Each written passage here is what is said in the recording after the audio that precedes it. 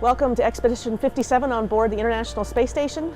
Today we're doing some really cool science. This is Alex Gerst over here with me, and we are working on Parkinson's disease. What we're looking at here is a special protein kinase, or protein crystal structure. And the reason scientists have sent it up here to the International Space Station is because these protein crystals tend to grow larger and of much better quality. Parkinson's is a disease that affects over 5 million people worldwide, and scientists are constantly searching for a cure.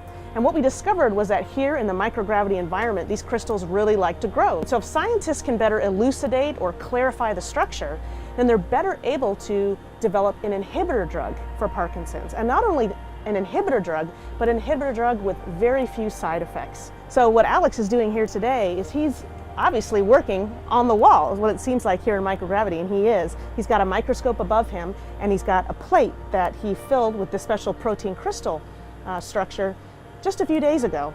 He gave time for those structures to crystallize, and now he's examining them under the microscope. And he's actually interacting real time with the principal investigator on the ground to look at the crystal structure, to help improve the lighting and the clarity, and then also take pictures, which will then be sent back down to the ground. So here on board Expedition 57, we're very proud to be taking part in this experiment.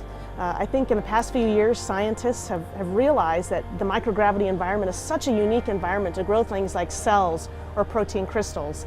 And it provides a new way to help us look at diseases in a better way, to help us develop new medications for these diseases. And so we're happy to be taking part in this science up here.